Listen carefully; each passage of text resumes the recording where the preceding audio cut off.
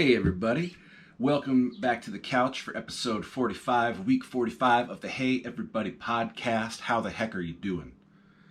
I have had my coffee today. I'm in a good mood. I feel good. I have a story to tell you that I'm excited to tell you. As I shoot this, it is Monday. So 4-ish days ago was Thursday. And on Thursday, I got to sort of simulate a show to an extent that in the last 15 months I have not been able to do. Because my friend Scott Kirby lives up in Rhinelander, which is about a 2.5-hour drive for us from Appleton. And he has a radio show / live stream / kind of podcast thing. And he asked if I would like to come do it, and I said, of course. At this point, I'm fully vaccinated. The missus is totally vaccinated, and Scott is also fully vaccinated. So he said, yeah, let's do it. And we got very excited. I put new strings on my guitar. I put it in its case.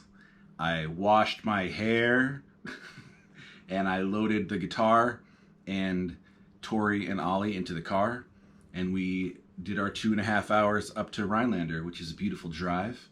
And we love traveling by car, so any excuse to do it is A-okay with us. At about the halfway point, we stopped at a truck stop that had a Subway, and we ate sandwiches in the parking lot, just like we used to do back when the world was normal and we traveled and played music for people. We got to Rhinelander. There's a cool coffee shop there called Tilly's. I highly recommend. Their coffee was very good.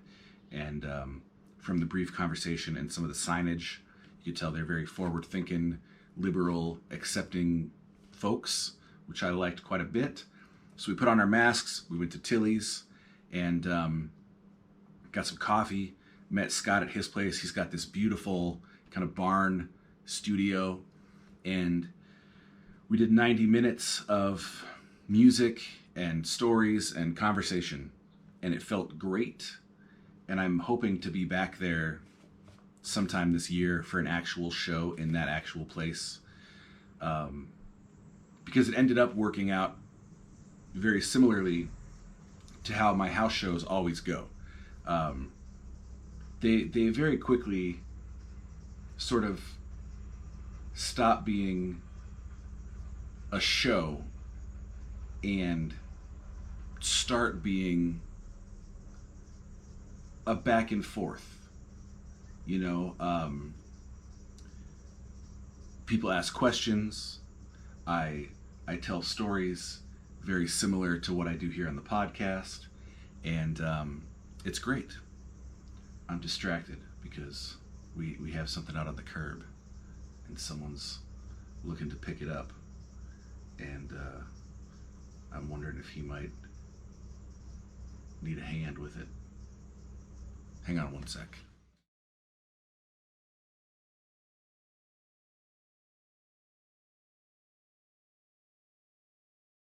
And we're back. All right. So here's what happened.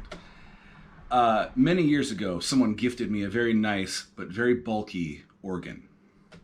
And it's been in Ollie's room this whole time. And finally, we're like, we got to get this organ out of here. I asked a few people who might want it. There were no takers. Today is overflow trash day, so we thought, let's get it out to the curb. Maybe someone will take it. If not, maybe the garbage people will take it. If not, we'll figure out the next move. So my wife, much to her credit, she helped me move this organ that weighs, at least 200 pounds. And she and I picked it up, brought it out the back door, brought it all the way around the house, brought it out to the curb, put a sign on it, says it works, it's free. No one takes it. Garbage men come and go. They don't take it. I'm thinking, all right, I don't know what I'm going to do with this thing, but I'll figure something out. I'm sitting here shooting episode 45, week 45 of the Hey Everybody podcast. And I see a man with a pickup truck pull up. He gets out. He's looking at it. You guys can see I'm trying to talk to you. Eyeballing the guy. Talking to you. Eyeball the guy. And he seems interested, but I know there's no way he's getting this thing in the back of that truck by himself. So I pause. You guys are cool. I appreciate you giving me the time. I put some shoes on. I'm barefoot right now because I'm casual. And I go outside. I say, hey, man, are you interested? And he said, yeah, does it work? And I said, yeah, it's all yours. I can give you a hand if you want. And he says, for sure, man. And he showed me, he had this trick of how you leverage things to get, he said he could have gotten it in the back of his truck by himself. I still have my doubts, but he said he could. And he showed me this method. It was very easy. It's all about leverage. Come to find out, he's got a 2-year degree in web design and that kind of thing. But he had a little resale shop, and he was making more money and having more fun finding oddities and treasures and then fixing them up and reselling them at this shop. So that's what he does now. And I'm so stoked I got to meet this dude. Life's neat, you know? Plus I got to make my organ donor joke. That was fun. He laughed. And I came back here in a good mood. So back to my story. We go up to Rhinelander. We play the show. It's very much like a house show because, like I said, house shows are very interactive. Not in like a party way. People sit quietly and listen, but I do encourage them, like in between songs, if they have questions or comments or anything like that, it does become very conversational, and there's a lot of music, but also a lot of interaction and that kind of thing. It's a lot of fun. And I'm excited those are coming back. If you're interested in doing a house show, shoot me an email, Christopher@ChristopherGold.com, and we'll sort it out. I make it real easy for the people that host them. So we play the show at Scott's, or we do the interview thing at Scott's, and we come home, and it was great, and we all just felt alive in a new but familiar way that we hadn't in 15 months. There have been times where we have felt very good, but it's never felt the same. And on Thursday, we got to feel a very familiar feeling, and I'm grateful for that. On the drive there, the CDC makes their big announcement that you may have heard. And if you haven't, I encourage you to Google it. Don't take my interpretation of it. That's a mistake a lot of people make. That they hear from someone who heard from someone who heard from someone. So what you're hearing me say is Google the CDC's announcement.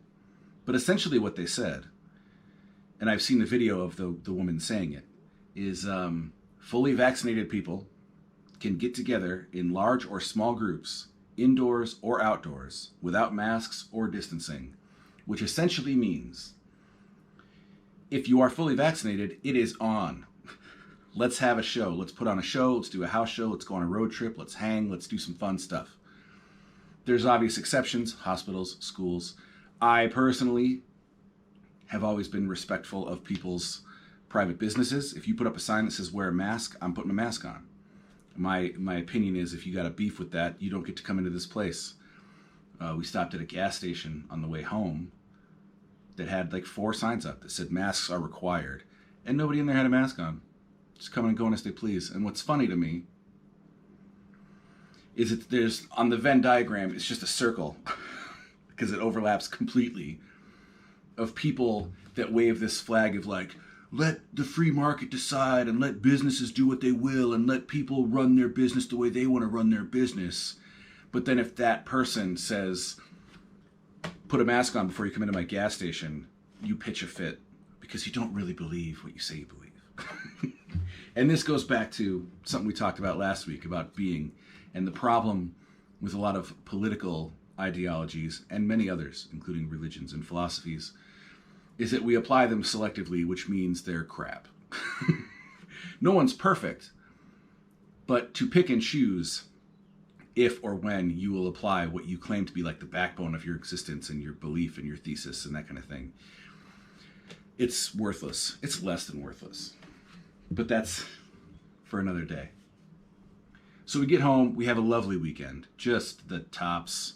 To celebrate the CDC news, we still masked up, but we went out to a friend's record store and to a comic book store, mainly in service of celebrating with Oliver, who is 12 and has handled this last 15 months better than most adults that I know.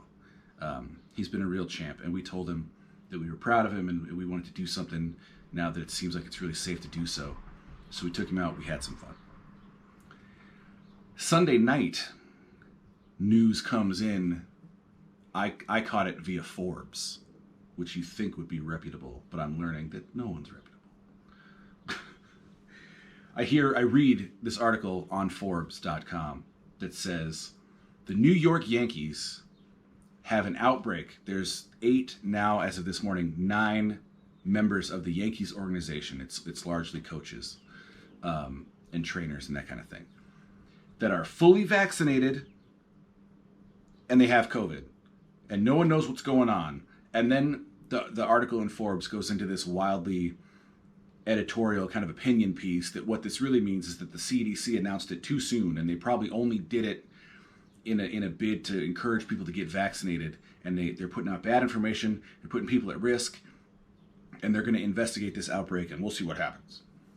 And right then I think, well, the guy who wrote this article in Forbes is neither a doctor or a scientist, so maybe he should have just waited until the CDC investigated, since he knows that's what they're going to do.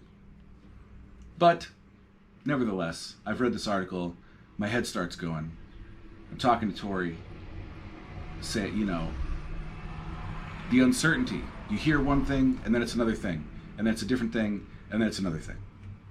And that's been a hallmark of these past 15 months, is this uncertainty. And we don't have the information, or we did and it was wrong, or we did and it turned out to be right but incomplete, and we're hoping to get more information and all this kind of stuff. So we have the Thursday CDC announcement that brought us elation and glee. There's a truck outside backing up. I'm not swearing and editing it. And then we have this news on Sunday that kind of brings us back to where we were, and we're feeling uncertain and all this stuff. I wake up today and I do a little more digging, as you should. If there's one thing I've learned, it's that regardless of how you feel about a news story, and maybe particularly if you feel strongly about a news story, if you hear something that inspires a strong feeling in you, positive or negative, that could be a real good sign that you personally need to investigate further. So I was feeling some feelings about this Forbes article of uncertainty and concern and doubt and frustration and that kind of stuff. So I took it on myself to do some more digging. And here is what I learned. And you got to dig too.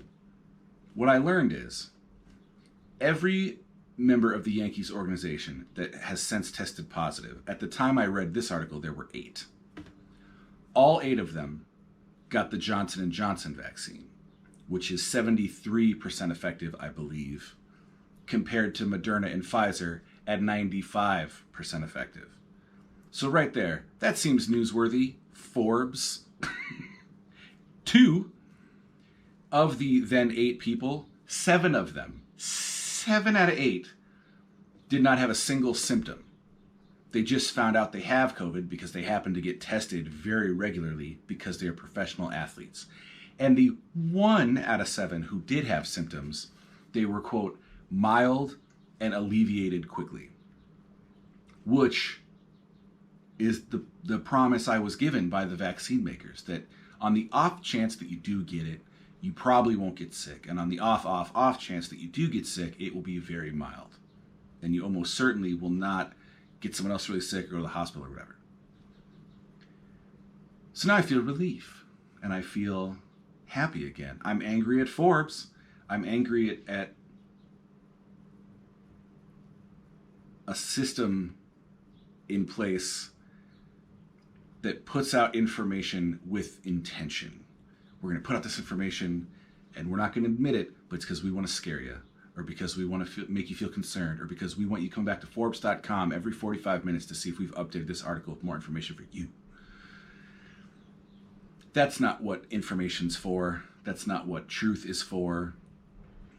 And I was glad that I took it upon myself to investigate further.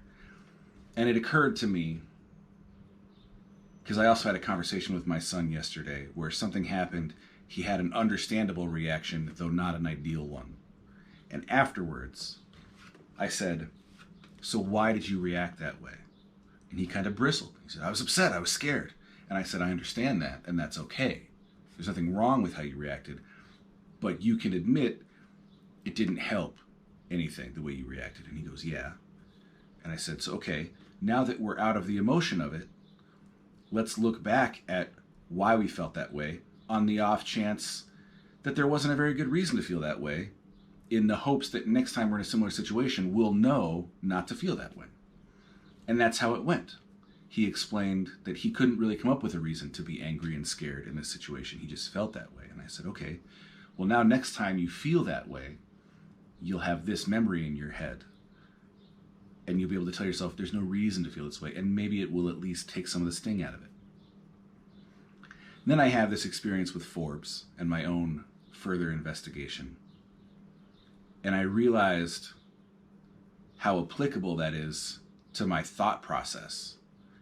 That when I have a thought that makes me feel a way in the extreme, I don't, as often as I should, investigate that thought and say, like, is this a constructive thought? Is this an accurate thought? Is this a thought that's going to help or hurt? And I think if I did a better job of doing that, if we all did a better job of doing that, much the way my 12-year-old son did yesterday, we'd realize, like, no, this thought process and this series of emotions just kind of overtook me like a wildfire, and there was no need for it. There was no reason for it. And if I had investigated it further and sort of checked my sources, so to speak, and maybe compared it, run it by a third party, that kind of thing, I might learn, like, I don't need to feel this way about this thought, and I probably don't even need to have the thought in the first place. For me, that translates to, sometimes you just get this, I personally just get this rush of insecurity and sadness and frustration and even like a loneliness. And in the past, I would just go, I feel this way. And I would leave it there. I would say, I've acknowledged that I feel this way, and I'm going to wait for it to pass. And this isn't advice for anybody. Nothing on this podcast is advice for anybody, except when I tell you what to listen to or to buy my record. This is just me sharing my ever-evolving process, because maybe it'll help you. What I'm trying to do now, when I have this rush of feelings, is first I acknowledge it, and then I try to investigate it. Go, why do you feel lonely? Is Tori not here? Is Oliver not here? Is your band not here? Do you not have friends? Can you not reach out to people and connect and that kind of thing? And obviously, some of this is chemical and unavoidable and out of our control. But I'm not set on the idea that that means it can't be mitigated or worked with or lessened to some degree in some cases. So I have my thought, I have my feeling, I acknowledge my thought and my feeling. And the most recent added step is I investigate it, and I make sure that I'm not telling myself something that is not true. Eckhart Tolle famously said that he had a breakthrough when he encountered the phrase, I can no longer live with myself. And he realized that sentence reads like there's two people involved. There's I and myself. And which one of you can't continue on with the other one? Which one of you is the problem for the other one? And what he realizes is that there are at least two. There's the thing having the thought, and there's the thing that can sort of pick at the thought and investigate the thought and that kind of thing. So that's a big, long story about how I played a show, and we got some news, and then we investigated the news, and I learned something that I think applies to my personal, emotional, mental, spiritual well-being. And I hope it helps. I also met a rad dude who went to college and had a job he didn't care for and found something he liked more. That's less glamorous and less classy, but man, he was smiling the whole time, And he laughed when I said, hey, I'm an organ donor. 'Cause it's funny. Let's have some coffee. Some probably very cold coffee. I was wrong. It's hot. So now I'm going to play you a song. As I said last week, I think, I've been playing with the format and the setting and just trying to liberate myself. Maybe I don't want to do them all from the couch. Maybe I don't want to always do a song.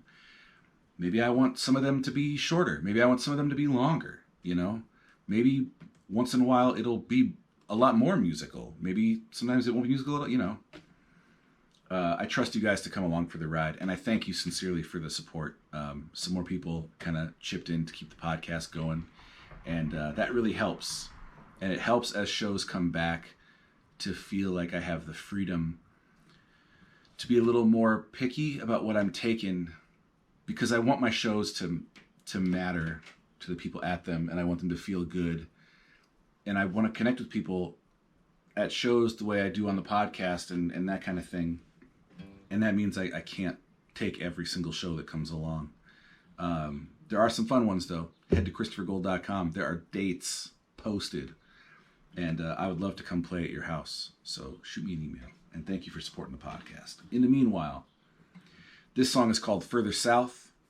And it's one of those songs that uses geography to sort of tackle bigger feelings of, I feel out of place, I feel uncomfortable, I feel I need to move, to go, to grow.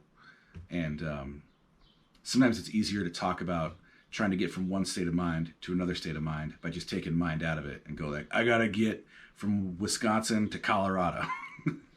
And in that case, you know, one state represents where you're at and one state represents where you want to be. And I'm fond of those songs, and I've written a lot of them. And this is one of them. It's called Further South. It's also a little more literally about being born in a place that you've never really lived, which also means you've only lived places that you're not really from. And the strange feelings that come with that, but the acknowledgement that good stuff came to, and you can go wherever you want, you know? This is called Further South.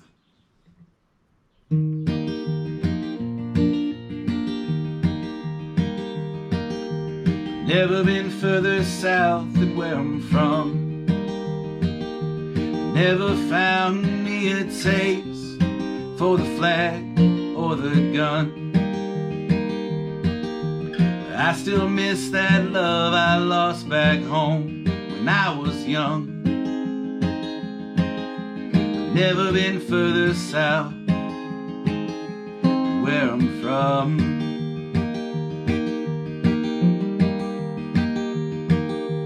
Haven't felt at home since I've been gone. Though I found me a love in some North Country arms. The cold never got easy, winters still feel long. I've never been further south than where I'm from.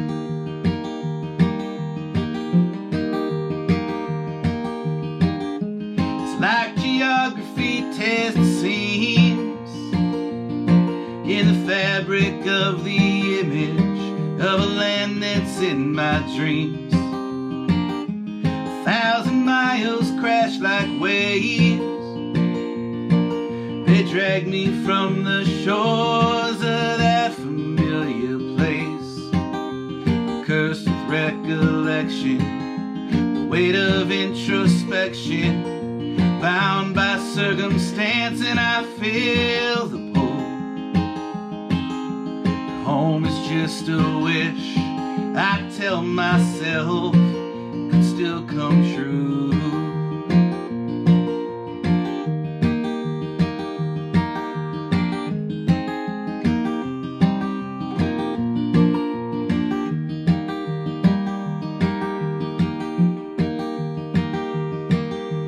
Never been further south than where I'm from. And some nights I start to fear I've been away too long. But it still feels like home each time they play Kentucky songs. I've never been further south never been further down. I've never been further south than where I'm from.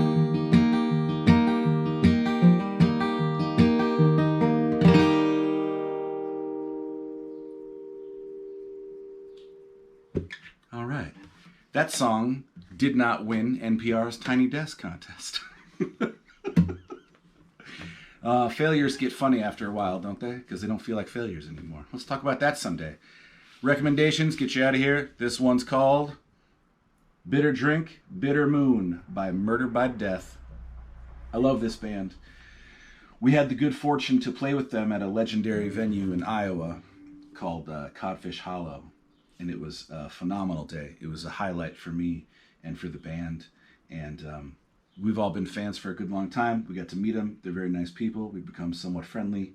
And that's a nice feeling. Sometimes it goes in the other direction. Don't meet your heroes. Or just don't have heroes. This record is one of the more recent ones, though it's getting older every day, it seems. And I love it. It's got a song on it called Lost River, which is one of my favorites. But I'm going to recommend I Came Around. It's a story song about going to the funeral of someone you did not like and realizing you might have had them wrong. And I just like the tale it tells and the direction it goes. So check that out. Check out anything by Murder by Death. And up next, this record is by Steve Earle and the Dukes, and it's called JT. Some of you will remember some time ago on the podcast, we talked about the passing of a wonderful songwriter named Justin Townes Earle, who I had had the opportunity to meet and play with and was a big fan of. And he was kind of a legend in his time, and he passed away, unfortunately, much too young. And he was the son of Steve Earle, who, truth be told, I'm not terribly familiar with. People assume that I am a lot of the time. And I've never heard anything by him that I disliked. I've just never taken the plunge. The only record I have by him is his Townes Van Zandt tribute record. And I like it a lot. And I read his book, Hardcore Troubadour, The Life and Near Death of Steve Earle. It was a gift from my friend John. And I enjoyed that. But in that book, you learn that Steve Earle had a troubled time. And as a result, sometimes his kids did too. And his relationship with his son Justin was strained and at times fractured and that kind of thing, but there was love there, and eventually they patched it up, and they even spoke on the phone the night before Justin passed. And when Justin passed, Steve very quickly went and made this record, which is a collection of his son's songs. It's a heavy listen. It's a joyous listen. If you didn't know the story, you just think it's a great kind of Americana record. But Steve did write about Justin in the insert here, and he added a song at the end that he wrote for his son. And as a father myself and a human being with functioning ears attached to a heart, that was a challenge. But listen to I Don't Care. It's one of my favorite Justin Townes Earle songs. It opens the record. It's a beautiful tribute from a father to a son, and all the money is going to go to Justin's daughter, which is phenomenal. And it's sometimes with tooth and nail, just forcing something positive out of something so negative. And love can do that, and music can do that. And I'm happy to have this record, and I think you'll enjoy it. So check out I Don't Care, and listen to Justin Townes Earle too. And if you love somebody, let them know, because we're not promised nothing. In the meantime, if you were hoping for a free organ, I'm fresh out. And if you got a college degree in something you hate, stop doing it and open a cooler retail shop and get you a pickup truck and drive around and meet neat tattooed musicians and take their stuff that still functions that they don't want to throw in the garbage and then fix it up and sell it to someone else and just keep things moving and enjoy your life. That's why you have it, you know. I hope to see you real soon. There are opportunities to see me real soon if you'd like. And again, let's do some house shows. I really, really want to do some house shows. So reach out. Thank you for your support. And I'll talk at you next week. Bye.